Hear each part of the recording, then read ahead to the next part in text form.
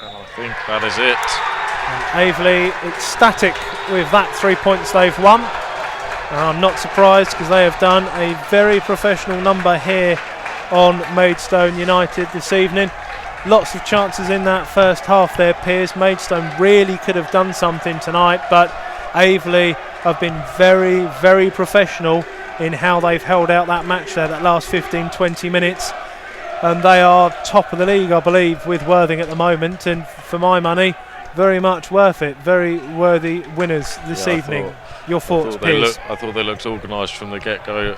They had early yellow cards, and I think they dealt with them very well. Two of their defenders getting yellows in the first half, and they carried on playing the whole game with them. They looked organised throughout. Their midfield looked strong. They looked good going forwards, and I think it was, at the end of the day, a well-deserved 3 points for Aveley. I think Maidstone had their chances, and we didn't take them. And I think it's simple as that, really, at the end of the day, isn't it? The chances were there, and we couldn't do anything about it. So, unfortunately, leaving the Gallagher with no points, which isn't what we wanted from this evening, but fair play to Aveley. I think they deserved it, and we'll go on to the next game.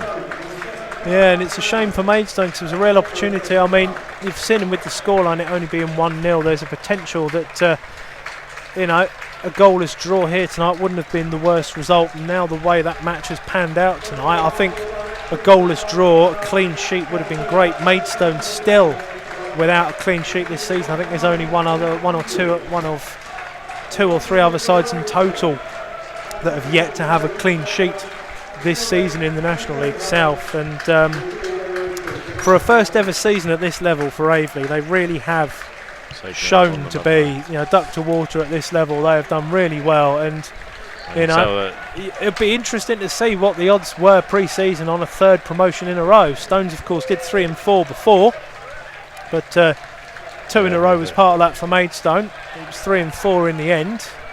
But what can Aveley do this season? Still 114 points to play for, but a motley crew, a tight-knit band. Only 19 I've seen in their squad so far, so a couple less than what Maidstone have got. You wonder what sort of youth setup they're going to have at such a relatively small club. But they are very much the definition of overachieving so far this season. It's very interesting to see the performances of Odelusi and Levi Amanchi, both in the National League South team of the weekend for each of their respective sides. Levi did have a lot to do this evening and did it quite well. The only thing he couldn't do, and of course he can't be called upon to do it every game he plays, is to score. Odelusi, the opposite of that, being that man in the midfield, holding the play for Aveley. He's done so well tonight and pretty much blocking everything that Maidstone have tried to get through. They've had out balls through Rush and through Benton, who of course got that winning goal.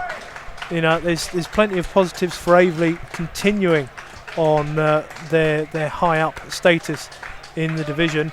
Maidstone just nearly and not so quite with so many things tonight there, Piers.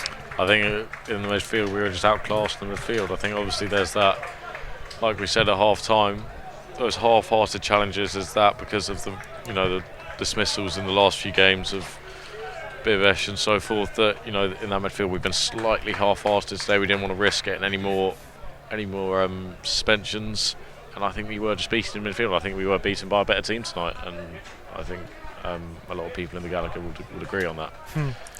Not many of them left here to agree with that, unfortunately, but it is late, and it is a defeat for Maidstone, a first defeat of the season at the Gallagher, and they went behind to that Benton goal with about half an hour or so left, and they'll be very raucous and very happy in the changing room just down to our left hand side, and rightly so. It's a performance they'll be very, very happy with, and doubtless to say they deserved the 3 points on the balance of play over the 90. A lot of good spells for Maidstone, just the key killer attacking moments weren't necessarily there.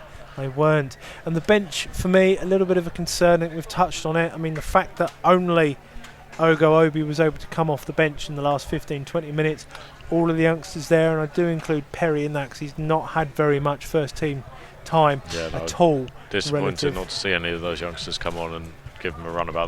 There would have been no harm in, I don't think, in bringing them on and letting them have a runabout and seeing what they could have produced, because we all know that they're talented footballers. But yeah, only Obi coming on is a bit of a concern for Maidstone. But we look on to the next game next week, and hopefully we can rectify this loss and pick up 3 points next week. We do indeed. It's seeing that injury list and seeing Greenwich being out injured for a bit of time potentially.